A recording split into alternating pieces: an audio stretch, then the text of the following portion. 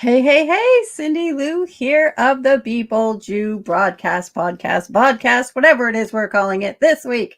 We are recording live on Facebook and YouTube, and we're so excited to be here with author J.M. Buckler. And I'm going to let her introduce herself because I don't want to miss anything. She has so much, and she is such... I've been just looking at her Instagram, and she has the most gorgeous Instagram. So if you've not checked out her Instagram, go check that out. Go ahead and introduce yourself. And I'm so happy to have you here. Thank you for having me. My name is J.M. Buckler, and I am the author of the award-winning and best-selling Secret of Time series, which is a game changer in the young adult marketplace. I weave electric storytelling along with helpful takeaways in my writing, which allows the reader to use these powerful lessons in their own lives. I've been featured in top media, including ABC, NBC, and Fox News, as well as national and international magazines like Women's World, First for Women, and Forbes. One of my greatest passions in life is helping others discover that it's never too late to rewrite your own story. Come on. And I am an educator and a mentor at the Key to Free, which is a nonprofit organization that combats sex trafficking. I teach writing as a tool for healing to the survivors there. And I live in the beautiful city of Austin, Texas with my husband, our son, and our silly little Havanese dog named Gunner. You might hear that dog during this broadcast. You never know. Dogs do not understand. You have to stay quiet for the next hour. They don't get it. So most of my listeners by now know that I'm like over on Clubhouse, and I'm clubhousing, and that is where I met you. It was really exciting to meet you there. Mm-hmm. And I loved your story. And I loved your story because I also just went through a lot of stuff, and the healing process. And helping yourself by writing it out is amazing. So I definitely would like to talk about that a little more later in the show, and how you maybe use that to talk to your younger self, even though, you know, we can't actually go back in time. But I know I did that. I wrote myself a letter. So with this first half of the show, and actually before I continue, I better introduce myself. I'm Cyndilu, the founder and creator of beBOLDyou, the personality expression system. And I have written a book called Becoming Bold You, which helps you figure out how to use assessments to not define yourself a box, but to use the words and the descriptions that come through that resonate with you for you to define yourself. Super important to not use it to define your, to not use the descriptions to become them. Yes. Is what I'm trying to say. Yeah. Because so many people I've seen do that, including myself. I was like, oh, it says I'm this. Well, I have to be that then, don't I? But no. So here's my 10 questions. I'm bringing them up now so I don't forget any of them. What is this is super easy, right? What is your favorite color? It kind of switches between blue and green. Oh, that's an interesting switch. So yeah, some days I gravitate more towards blue and other days more towards green. So I can't just pick. So one. It's kind of like a hazel, almost, right. Only not brown and green, but blue and green. I love it. And are you more introverted or extroverted? I'm a total hybrid. I can stay at my desk writing all day and not talk to anyone. I've stayed here 3 days just writing nonstop. My husband took my son and left me to finish this book, and I didn't talk to anybody, and it was amazing. But I went to, Las Vegas a couple years ago to celebrate my birthday, and it was wild and crazy, and we, acted like adults and had fun for a weekend, and I was around so many people and loved every second of it. So I truly am a hybrid. I guess naturally I would say I'm more introverted, as I'm an only child, and I used to play, my imagination would just run wild as a child, and I could spend hours by myself. So probably naturally I'm more of an observer. Mm-hmm. Yeah, I'm such a hybrid. I think so many of us are. And what quote or phrase encourages you the most? Straight and narrow is the path. Oh, tell me more about that. It is at the beginning of every book that I call him but he's a very influential spiritual teacher. In each of his books, he says it, and it's just a reminder of, a lot of people take it as it means you should be narrow-minded, and that's the complete opposite. It's just saying like straight and narrow, and that's why I have an arrow tattoo on my arm as a reminder. Meaning like you see your goal, go for it. You see, the path you want to stay on in your life, go for it. So just like straight and narrow is the path. It's very easy to kind of wander onto other people's paths, but that doesn't affect us. We need to stay on our path. So it's a reminder that I use daily in my own life. So that reminded me, I had not put up the graphic that I made, which has your logo up there on your side. And it does have that arrow that's straight, and I love it. So perfect. Okay. And what energizes you the most? It depends what hat I have on. If I have my writer hat, my marketing hat, my mom hat, my wife hat, it depends. I would say every day I can honestly say it feels like Christmas morning as a young child when I wake up. I'm so energized, just so grateful I have another day to be around and to do cool stuff. So if I'm deep into revising or editing, it's that my readers, because I wouldn't be doing this without my readers, and they're amazing. So that's really energizing, and knowing that I'm trying to spread these deep and powerful messages into my books. I kind of say that they're secret self-help books disguised as fantasy. So there's two energies behind that.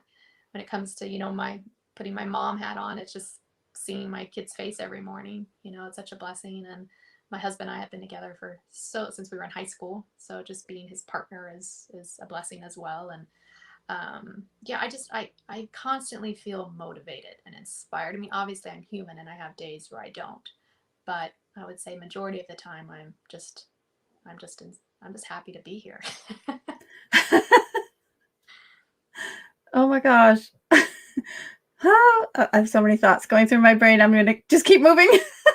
What has been your favorite age? Now. Definitely now. I have so many friends who are like, I don't want to turn 40. And I just turned 37 this year. And I have no problem getting older. Like I embrace it. I feel like the 40s are going to be the new 20s, and I have finally in the last couple of years really come into my own, and I'm comfortable with it, and I've never had this much confidence in who I am and what I'm doing in my life, and I'm definitely the happiest I've ever been. So yeah, I'd say where I am right now. That's awesome. I love that. And it's so nice when we get to that point where we're just happy to be. Yeah. Okay, so this next one might be a little unfair. All right. What books are you reading right now? Oh, right now? That's all right. What book are you reading right now? Right now I am reading a fantasy. It's a second book in a series by Jennifer L. Armentrout called Rage and Ruin. I'm loving every second of it. And I'm listening to a sci-fi fantasy called Obsidio by Jay Kristoff and Amy Kaufman. I also want to ask you one more question about books. Mm-hmm. Since you're writing your books with kind of that personal development kind of hidden in there, do you have a favorite personal development allegory story that's not yours own? Yeah, I have, there's a few. One recently from a girl I met through Instagram, who's a very actually well-known celebrity. And I had this completely different image of her, and we connected, and I call her my friend now, and we talk pretty regularly. And her story, I read her book, which was her memoir, and it was so phenomenal to think that someone has been through stuff like things I, as a writer, I couldn't even write, you know, and her personal growth and the person she is now, it's so inspiring. And I think about it constantly.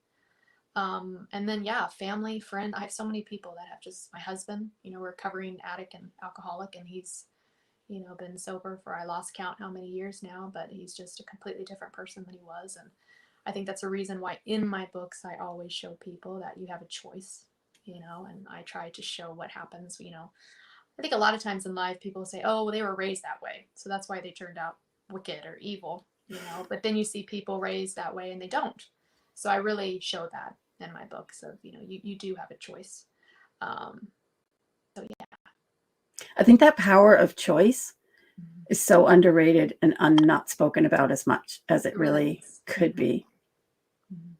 I'm not sure how to bring that to the forefront, but maybe a clubhouse room. I think that'd be great. Just, yeah, let's do it. Let's do it. Let's do it. We're going to do it. For those who are listening here, want to know where we'll be, we'll let you know. What's the most exotic place you've ever been? Not that exotic, but Megan's Bay in the Virgin Islands, my favorite beach ever. I could just never leave there and be happy. Now that is the thing to find on this planet, right? Where's that place you never want to leave? Maybe I should ask that question differently next time instead of exotic place. Have you found a place on Earth you never want to leave? Megan's Bay. Yeah, it was so peaceful. I don't know if you've ever, or any of the listeners or viewers saw the movie The Beach with Leonardo DiCaprio. It was one of those moments where we got into this like beach that's essentially a large cove, but there's no waves. It's just still water, and you can't see where the water meets the sand because the water's so clear. And there's no you can walk out for hundreds of yards before you hit the reef, you know, like waist deep. And my father and I went on a father-daughter trip, and I just looked at him and he looked at me, and there were just unspoken words of, yeah, we could do this forever, because there was like a little hut behind us that sold food and drinks, and it was just, oh man, it was gorgeous. That sounds amazing. I'm so glad I have this recorded so I can go back and Megan's Bay? Megan's Bay. Mm-hmm. Okay, it's on my list. This is why I asked the question. I asked this question because I'm trying to find places to go when we get to all go again. Yes. Do you create to live or live to create? You know, the writer side of me is definitely I live to create, because that's what I do. Like I live to create these characters and these books and these worlds. So yeah, that's I lean heavily on that side. Mm-hmm. Yeah. Oops, it didn't come. Oh, duh. Who has been your greatest influence? They can be dead or alive. For my writing or for my life? For your life. Dr. David R. Hawkins. Okay. And for your writing, we may as well go there since you are, you know, the writer. The greatest influence in my writing. You know, Dr. Hawkins had a lot to do, because so much of my personal life is written into my books. I put him in the acknowledgments, because without his teachings, I wouldn't have wrote these books. I wouldn't have done it, because so many things that I learned from him, I have used in these books. So he's going to have to be for both life. Yeah, that's awesome. Yeah. And what one word describes you best? Just thought of what my husband would say. One word. I don't know if I'd want to ask. I'm gonna have to do a phrase like can do kind of girl. Like everyone in my family knows if I want to get something done, I'm going to get it done. Or if they need help getting something. Nope, you're still muted, Daryl. Yeah, Oh, you're back. Okay. Yeah, if they need something done, they come to me. Everyone knows, like, if I'm going to say I'm going to do this, I'm going to not just do it here, I'm going to do it here. So I like breaking through glass ceilings. So nice. Go get so it. you've read the Big Leap. Yes. I haven't. No. Oh, seriously? I haven't. Oh, girl, get that book. Okay. It talks all about our ceilings and our limiting beliefs and kind of where we go to this level and we kind of, yeah, I would love to see a conversation with like you and the author of The Big Leap, which the name is escaping me at this moment, but yeah, it would be amazing to have you guys be together. I can't remember it. It's so bad. It's like my favorite book and I can't remember. Too funny. Okay, so those are the 10 questions, which you like whizzed right through. And that's fine. Everybody answers them differently.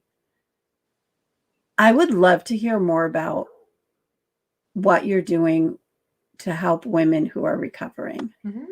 We talked about that a little. Yes. So shortly after I was publishing my first series, I got a publicist and we started working together, and she did a series of interviews with me, just one-on-one.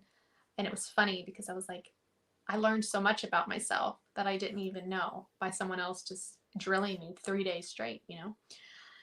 And I was like, but you're supposed to be promoting my book. And she was like, no, I'm seeing who you are, your brand. Who are you and what do you want to do? So I told her the story of my own healing and recovery after writing my books and writing the emotions out and frustrations and everything that I had gone through, things that close family and friends had gone through my characters. And my I was diagnosed with an illness that did not there was no cure, there was no rhyme or reason, and I was in a very dark depression at the time, and both of those went away. And I had wondered, like, was this have anything to do with writing? Like, I had never heard of expressive writing ever. I was just witnessing it on my own. So I got asked to speak at a juvenile detention center, and I went, and I was pretty intimidated because it was all young men, and I had to leave my jewelry, everything. You know, it was one-on-one security. It was a little intimidating. And they told me, they're like, they're not going to take you serious because you're a white girl. Like, it's just not going to happen, you know. And they have no respect for women. And I was like, okay. And they wanted me to talk for 3 hours, which is a long time. So wait. Why did they bring you in if they're telling you this? Like, I don't. Because the one of the therapists at the juvenile detention, and one of the caseworker therapists, met me at a book signing and saw what I was trying to do in my stories. And she was like, I think the guys would really like to hear your story. So I was like, okay.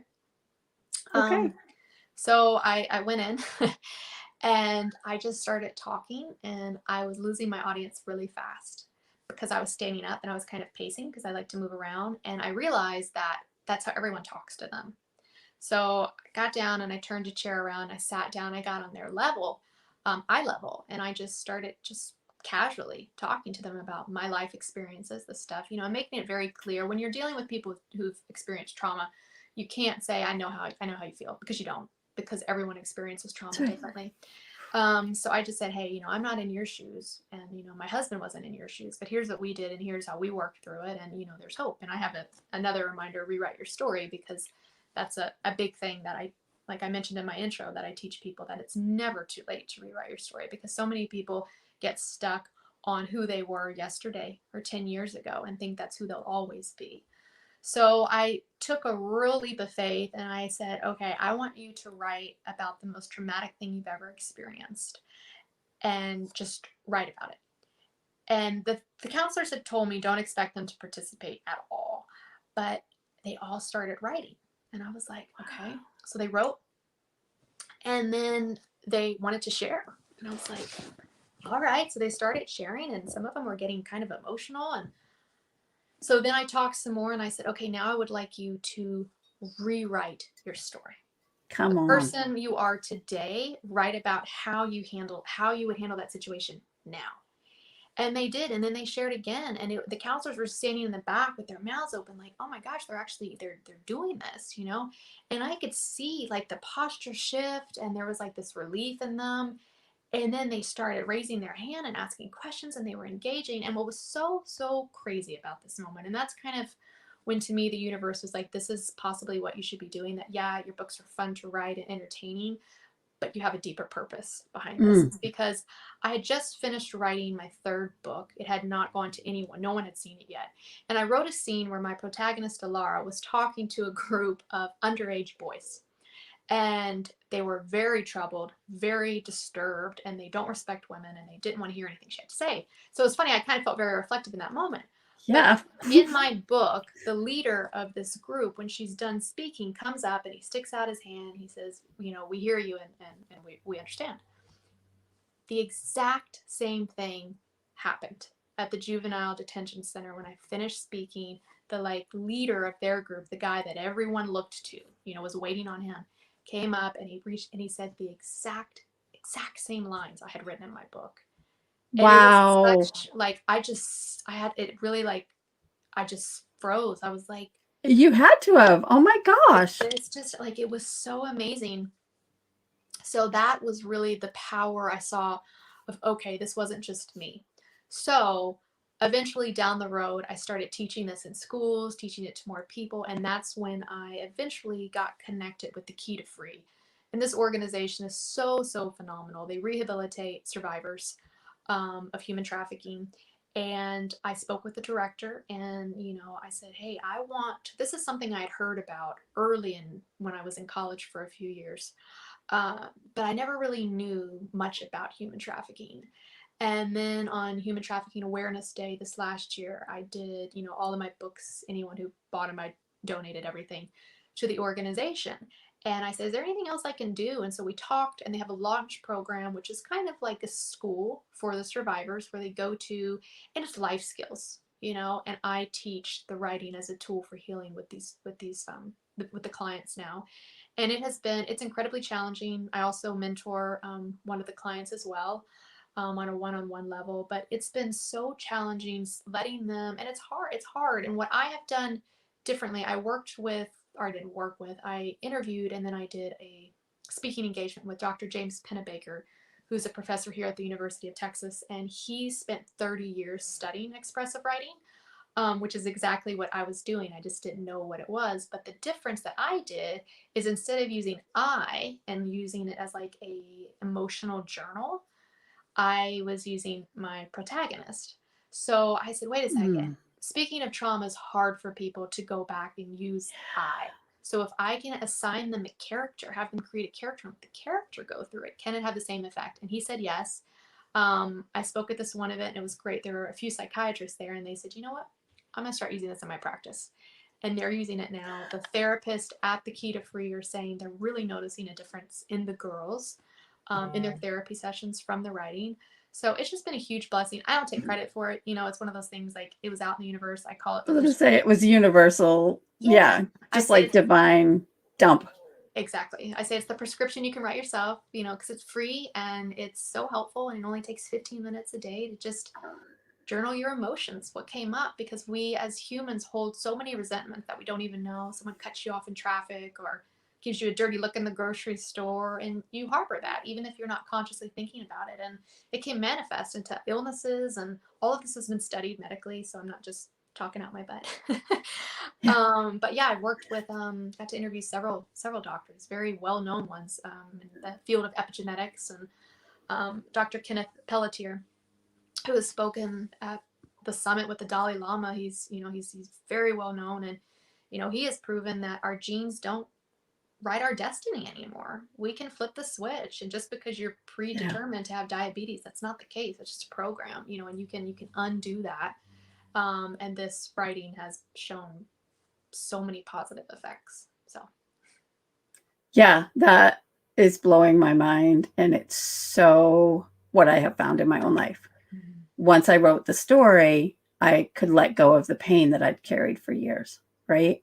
And the guilt that I'd carried for years. Because you don't know until you get it. And it's different. And some people are like, well, I can go to a therapist and do that. And what Dr. Pennebaker said, because he was a psychologist as well, he said it's different. When we have a drama going on in our life, we always pick up and call a certain friend, right? We might not run to our neighbor because there's a trust thing, but also we want a certain narrative when we're talking to someone, and with a therapist, it takes a while to build that trust.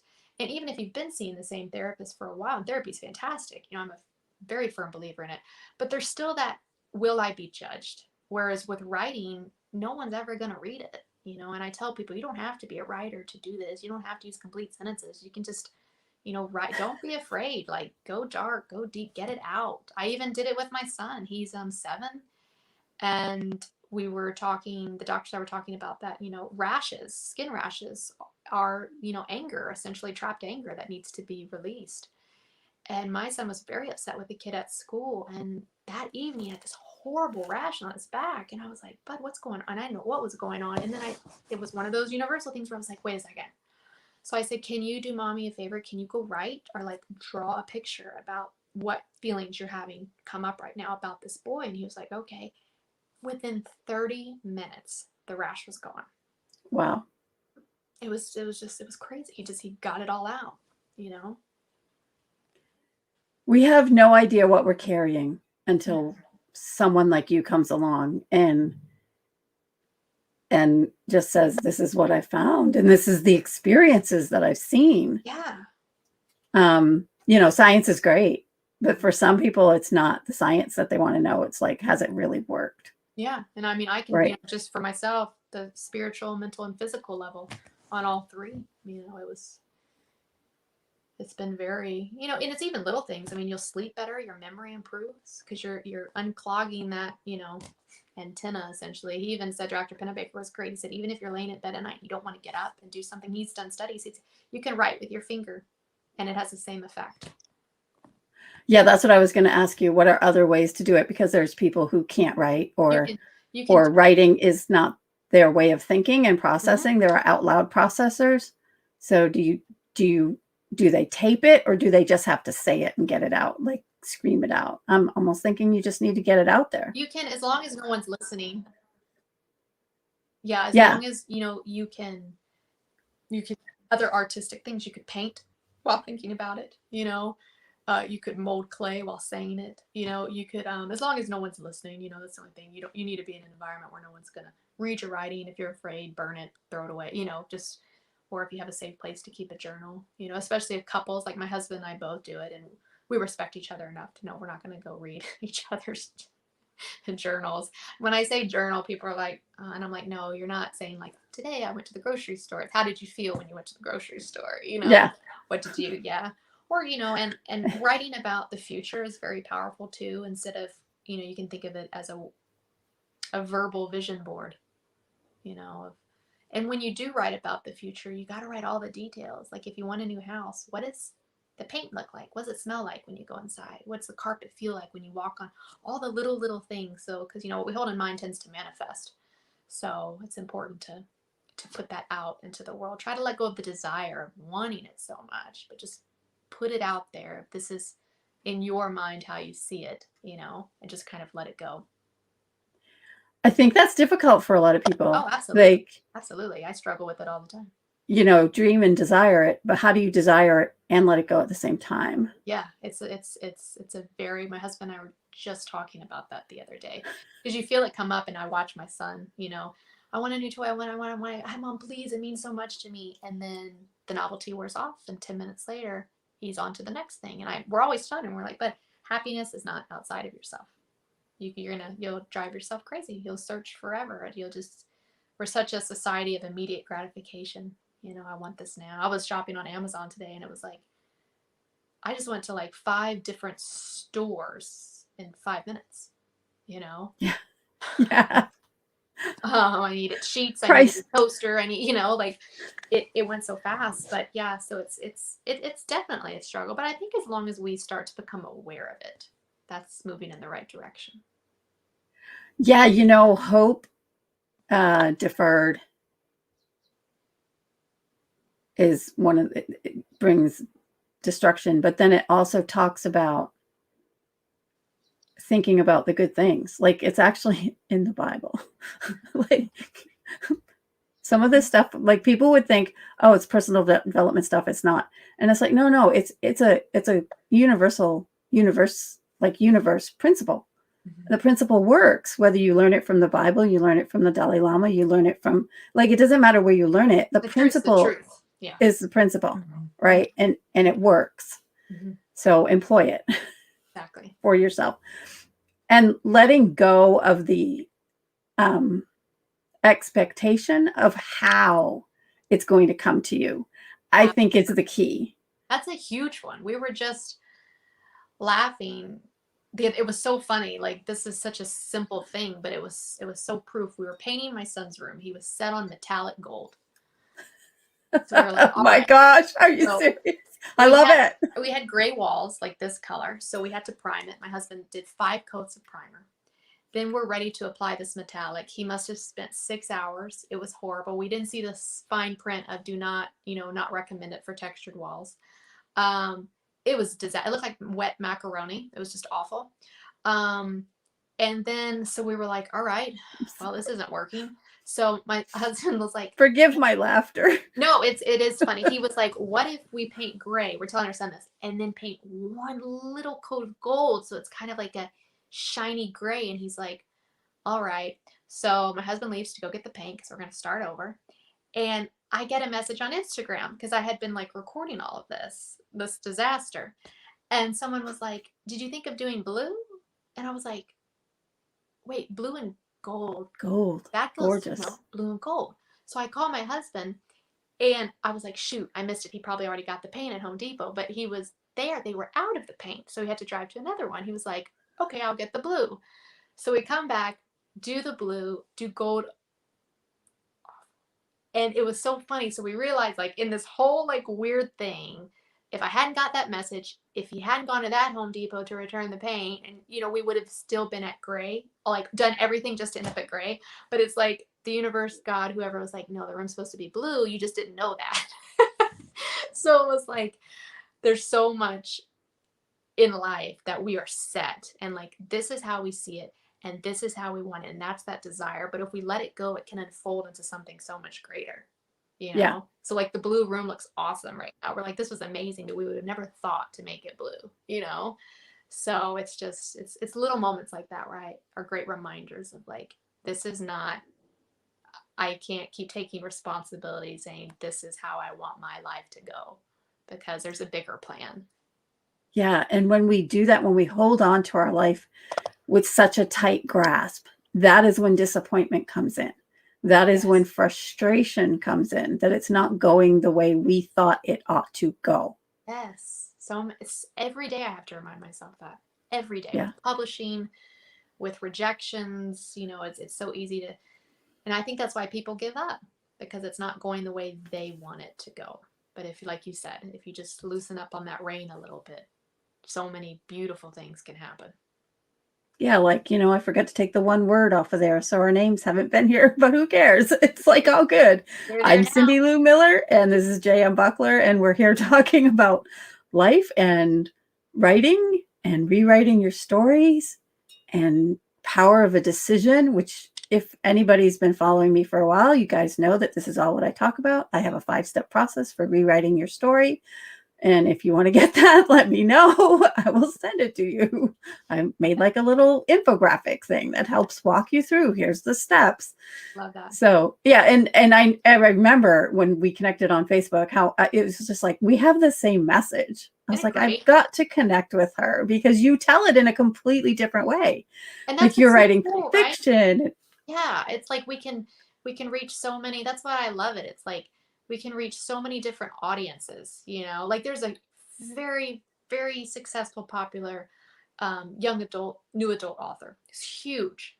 And I've been, like just really pushing what I'm doing and trying to put these powerful messages about trauma and how to work through all of it. And I reach a certain audience, but nowhere on her level. Well, her latest book she just released, I want it to stand up and applaud. Why? Because she's doing the same thing. And it's not that, obviously, she's not copying me. She doesn't know me. It's not that this isn't, like you said, the truth. But I was so happy to see, like, of such a large platform being able to reach so many more people of, like, oh my gosh, this is exactly what I was talking about. And now she's talking about it and you're talking about it on a different, so it's just, it's, the more the merrier when it comes to helping people. Yeah. We have to let go of, you said something earlier and I can't remember exactly what it was, but it was basically, oh, you weren't taking credit for it. If we can, as humans, get to the point where we don't have to take credit for what we get out there, right? More will happen. More people will be reached. Yes. The world will be a healthier place. You know what's funny? I was just like this morning talking about that, showing my son a lesson. One thing that always makes me giggle is philanthropist, and how there's the true philanthropist who will donate and you never know who it's from. And then there's the philanthropist who wants their name on the plaque, which is, it's fine, to each their own. But there's something about it that's just kind of funny. It's just kind of like, I'll take either person's money. Exactly. Just saying. Exactly. Just saying. But it's just, it's, you can see there's kind of a difference in some people wanting to, Yeah. Anyway, just really get their names all over, like, I was the one who did that. But with the Key to Free, we have this gala coming up, and I did like a call to action. I said, hey, if anyone wants to fundraise or, donate money or anything for the silent auction, go ahead. And there was a part of me that almost said, like, tell them JM sent you. And then I was like, why would I do that? Like, I don't need the credit for it. And I think people forget that what we put out into the universe always comes back. So, like, you don't have to put your name on everything and take credit for everything. The world knows what you're doing and what you're putting out, So, yeah, I was like, no, just go to their website. You don't need to tell them I did anything. Like, just go. But I think about how much energy is, I call it, wasted fighting for, I came up with that idea first.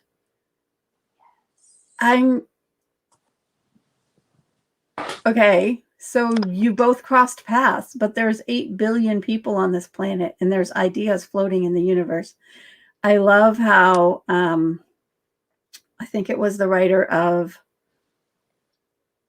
oh gosh, I cannot remember now, the big creative author. My brain is not coming up with author names today. Too funny. Anyway, she wrote about the creative process and how she felt. Maybe you'll think of who it is if I explain it, because maybe you've read the book too. She had this vision for a book, and then years later, someone else that she'd had a conversation with was writing the book, and it was like the idea passed from her to them. Do you remember which one that was? I don't, but I've heard that story several times. Yeah. Yeah. So the idea that there's ideas floating in the universe, and therefore whoever catches them. Yes. Yes. And if you catch it, then your audience is meant to find it. The people who have found you and are attracted to your energy, your beauty, your being. I finally realized last year, we cannot serve 8 billion people. Not one of us can serve that many people. Like, we just can't. But we can serve the 8 in front of us today. The spiritual teacher I mentioned, he said something that always stuck with me, that says it only takes one to raise the level of the sea. And I think about that. It's hard, I mean, in any job, but as an indie author, because we invest so much, a lot of times I'll get caught up in the financial side of, like, I should be selling more books. And my husband always reminds me, he's like, why did you get into this? And I told him before I ever published, I said, I will feel successful if one person reads these books and said they see someone with more compassion now, or they see their life differently. I can't count how many messages I've gotten from readers like that. So I have to remind myself, like, that's, changing one person's mindset is huge. It's huge, So you have to, you got to give yourself credit for, being out there and trying, to help and to lift everybody up. I'd love to talk about this whole idea of added value. That comes to mind when you're talking about that. How we got to add value. We got to put value out in the world, give value. And that word, I think, is confused, because I feel like people are judging whether or not something is of value before they even put it out. Yeah. I think value gets caught up in money. I think people, get confused with success. Someone successful means they've got a lot of money. I also think it's levels of, like, we compare. It's a constant comparison game. The day I realized that my coming online and doing a spontaneous song was giving value was like, oh, because that's who I am and that's what I do. Mm-hmm. And my voice is called to release something into the universe that no one else's voice can release. Mm-hmm. So the value I have to bring is literally speaking, singing, being, talking, Mm-hmm. doing these podcasts, putting energy of my voice into the globe Mm-hmm. to let people know that they can do whatever they choose to do, whatever they make a decision to do Mm-hmm. is theirs to do. Absolutely. Yeah. No, I mean, a repeating theme in my life is reminding people that they're not alone. You know, and that's, I think, one of the greatest values I give to society right now is I talk with people from all walks of life, you know, and it's very hard, or it's very easy when you're going through a challenging time to feel like you are alone and you're the only person going through it, you know, and you have to remember that millions of people haven't had your exact experience, but they have felt fear, they have felt anxiety, they have felt sadness, and you're not alone. It's almost like when you're sick and you don't know what it is and you go to the doctor and the doctor's like, oh, it's not a big deal. It's this. You're like, oh, okay, I'm fine. You know, it's the fear of the unknown. It's such a scary thing for people. So I just like reassuring people that, hey, I am far from perfect. I will never say I'm perfect because I'm not. I'm a constant work in progress. I have made so many mistakes. I own those mistakes, and I am always just trying to do the best I can. You know, and my protagonist, several times in the book, she tells another character that people are only capable of doing the best they can. You know, even the ones that we see as murderers and horrible people, like in their minds, they're doing the best they can, which would we might like, oh, you need a lot of work on that. But it's, you know, that they're for some reason justified of what they're doing is right. So, you know, having compassion for someone doesn't mean you're agreeing with that. I don't agree with what happened during 9/11, not at all, you know, but the people behind it, they had a mentality, a mindset of that's what they were supposed to be doing. You know, it doesn't make it right. Um, but it allows me to see how certain people function in the world, you know, and so yeah, I think forgiveness is a huge thing. Especially with the people I've worked with, or I work with, trauma survivors. They they really struggle with forgiveness, and I think because that's the belief that we've bought into is when you forgive someone, it means you're saying it's okay, and it's not. That doesn't mean you are freeing yourself from that person. You are breaking the chains, your connection, your ties with them, and you can move on. And another thing that my protagonist says to a character, she says, you know, forgiveness is the greatest gift you can give yourself. Yeah. Because it really is. So I think that's why it's so challenging with 9/11 or any of these catastrophic events or anything where someone is like, you know, you physically harmed a person. That is unforgivable. It's not you forgiving them. You know, it's saying, I'm going to let go of the resentments and judgments I hold so I can move on with my life and be a happier person. Yes. And yes. And yes. Forgiveness has been such a key in my life. And in the last 5 years, I had an experience, maybe it was longer, about 8 years ago, I had an experience where I came to that point where I felt like I couldn't forgive somebody. Mm-hmm. And it was only last year that I realized I need to forgive them. And it's not that I'm saying it's okay. And that was, I think, why I was holding back from doing the forgiveness. Even though I had gone through stuff that I had done myself, that I had to forgive myself for, you know, 30, 40 years ago now, almost 40 years ago. I found it really difficult when someone had hurt someone else Mm-hmm. to forgive that person that hurt them. Oh, that's, yeah. I mean, it's incredibly, you know, I think if someone harmed my son in front of me, like or just harmed my son, period, I talked to my husband, I'm like, how do you do that as a parent?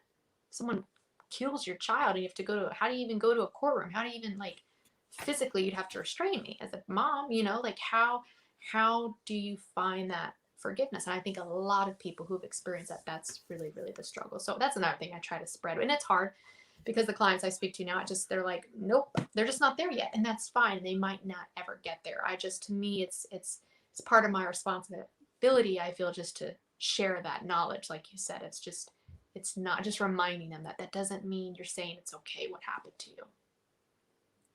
Yeah, and holding on to that fact that they may never get there. Yes. And still saying it. Yes. And still planting the seed. Mm-hmm. We are planting seeds. And that's all,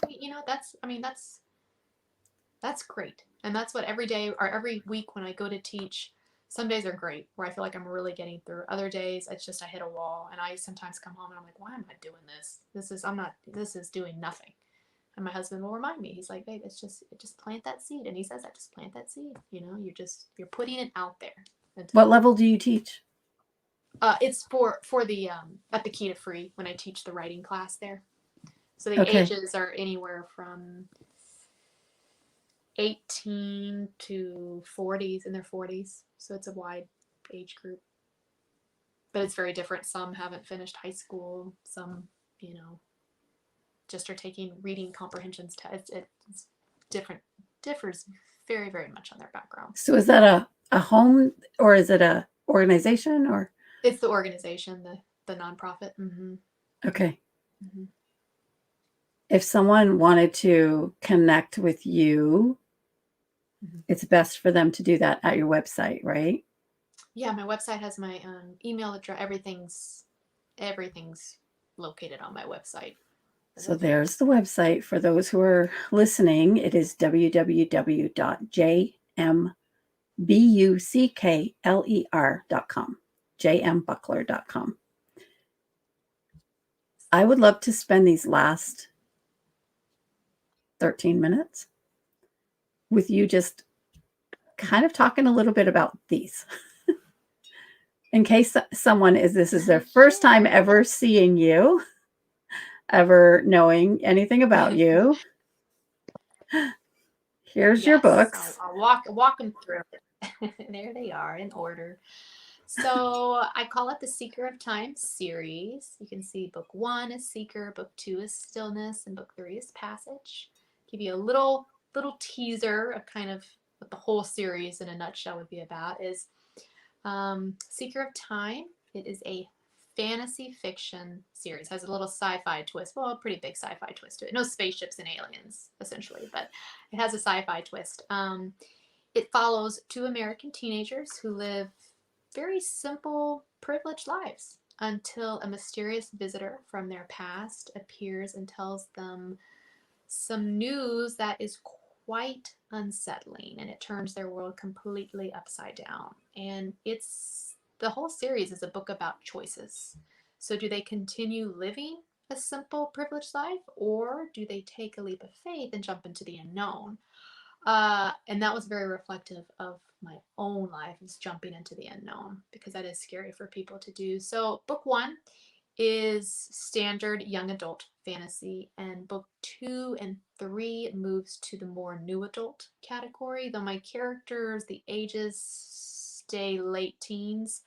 The context gets a little darker, a little heavier, and book 3 is very there's several graphic scenes, explicit scenes, but I do put disclaimers on those 2 books because I am a firm believer in being transparent with your readers and letting them know what they're getting into. Ratings aren't required for books, but if it was a TV show, which I hope one day it is, because we're working on a screenplay right now, Seeker would be very PG-13, and then so would Stillness, but Passage would be TVMA. So.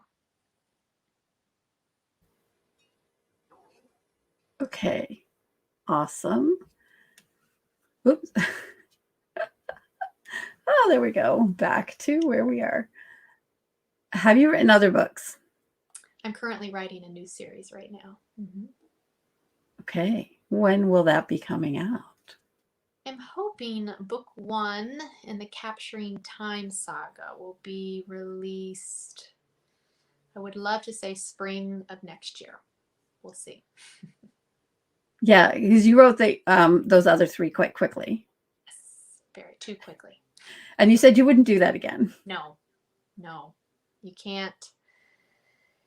It's not wise, especially as a new author for a debut novel. You really don't want to rush your first book. And I did. My first mentors weren't. They were great for the time, but in hindsight, I listened to everything they said, and I should have branched out a bit and gotten some advice from other people. So yeah, I take about 2 years. However, you got it out there, right? And so that's better than not getting it out there. I had to republish the first one 3 times, but I did get it out there, yes. That's the thing about being an indie author is you can keep republishing that baby. And the only people that have those originals were the ones that, they bought it before you updated it. Lord help them. And the people on eBay, I just cringe. I know. I'm like, please don't ever buy my book off of eBay because you're going to get the first edition, which was just awful. Y'all know now where to go get that first edition if you're one of those ones that likes to collect first editions, because the first editions are the ones that the author just didn't have their head together with. Exactly. And didn't know anything yet. No. That's why first editions are worth so much money. Yeah, there you go. Oh my gosh. Is there anything else that you would like to share? I did ask, I always ask all of my folks, what is it that you would tell your younger self? Was the question that you came. If I could only ask you one question, what would it be? It's not. So, what is it that you would tell you? It's not a sprint, it's a marathon. Yeah. And that kind of encompasses everything. I'm a very impatient person. And so I've had to learn to pace myself. And the burnout in writing and publishing and in life is very real sometimes. And I experienced it hard. So I completely flipped the script on my life after I published my first series. And I said, I will not be doing that again the way I did things. So I have a much different way of being in the present. And my mental health is so much better because of it. And I do spend time with my family, and I take breaks, 2 weeks off of writing to renovate our home, and I'm okay with that. Whereas before it would have been like, I can't do that. Y'all have to do it. I'm going to sit and just write all day because I have to get these books out. And I take my time now. That pressure that is on folks that they put on themselves, or that they have listened to a coach who has given them the, you got to keep going, you got to go, you got to move, you got to do. I'm a do it now person. Mm-hmm. I took almost 2 months off from doing anything. So I thought I was deleting one episode of my podcast, and I deleted all of them, which is why I told you at the beginning, at some point it will become an audio. Yes. Once I rebuild. Because if somebody goes to Apple right now, as of when we're recording this, and tries to get my podcast, it's still listed there, but you can't get it because I deleted it accidentally. If you go to SoundCloud, you can get a lot of them. They're still over there. So yeah, and I was really frustrated for the first week. I was angry. I was upset at myself. I was beating myself up. Then I realized I need to take time off. And I took almost 2 months off and did nothing about trying to rebuild it or even think about rebuilding it. I was doing Clubhouse at the time, which certainly may have played into my taking some time off. But even on Clubhouse, I found myself taking a step back and looking at, how do I want to use this? What is this for? What is the long game? And staying present to do something every week, but have that one something be enough. Yes. And if I didn't do more than that, that was just to let people know I'm still alive. Yeah. It really isn't to connect with them. When you're going through those 2 to 3 months or 2 or 3 weeks or whatever, where you're taking a break, sure, post something every day that just lets your people know you're alive. Absolutely. But you can post one story or one, Yep. It doesn't have to be something huge. Mm-mm. just to let, and that where your main audience is. The rest of them Can wait. Don't worry about it. We talked about that a little bit before the show. We have 5 minutes left, and I'd love to talk about that just a little bit. Finding your audience is so key. Not feeling like you have to be everywhere and be everything to everybody was what I heard you say in our pre-talk. Yeah, and a lot of people disagree with that. Gary Vee is one of them. He'd say you got to be everywhere. You need to be on every platform. And I understand the thought behind that. But in reality, with people with their busy lives and working and parenting and whatever they're doing, it's not always practical. So in my opinion, just from my own experience, I have learned that I am going to invest my time where it counts. And instead of doing things half-ass on 10 platforms, I'm going to give 150% on one. And I'll still visit those other platforms. I'm just not going to invest the time for me, because it's just not working. For some people, it really does, and that's fantastic. And I don't doubt that it does work, that you want to be on TikTok, you want to be here, you want to be there. But everyone knows, who follows me on Instagram knows that's my hub. And I've done polls that saying, hey, if I started a booktube, if I started this, and their whole theory is, well, but I already see you here. I just want to go to one place. And I agree with that. I don't want to have to go to 6 sites to see someone that I enjoy following. I just want to go to one. So that's my take on that is, post with a purpose. Every post I do has a purpose. Every story, everything I do has a meaning and a purpose. I wouldn't do it if this wasn't a marketing strategy. So yeah, find your audience, know your audience and go to where they are. That's really it in a nutshell. And do not feel bad about not being everywhere. I'm going to just reiterate that. Yeah, it's easy. I have friends all the time who are like, oh, you're not on here. You need to be there. You need to be on TikTok. I hate TikTok. I'll say it. I hate TikTok. People send me videos and I'll laugh and I think it's funny, but I feel too old for TikTok, to be honest. I mean, I don't know. That seems like you're not too old for TikTok. However, you have a platform that's already working. Yeah. So I don't want to spread myself too thin. I know me as a person. I don't like doing that. If I'm going to show up, I'm going to show up. I don't want to show up to a bunch of different places. Yeah. And I can't wait to go watch your reels. So, because you were telling me a little bit about them. So they're silly. Thank you. Thank you so much for coming and for talking with me and just having a conversation that was a conversation, getting to know you better. I love it. Having me. I appreciate it. I am looking forward to reading your first book. I don't think I'll read 2 and 3, but the first one sounds like I can handle it. There you go. I don't like dark. Enough of my life has been dark. I don't want to go there again. So I tend to stay on the lighter side, but I think I will look at your first book. So thanks for trusting me to have you on here, even though I hadn't read your book. I really connected with your spirit and what you're doing and putting out in the world. And thank you for being another voice that says you do not have to let your past define your future, and you can rewrite your life. Absolutely. For my listeners, remember to always live your life out loud and be bold you. Until next week, ta-ta.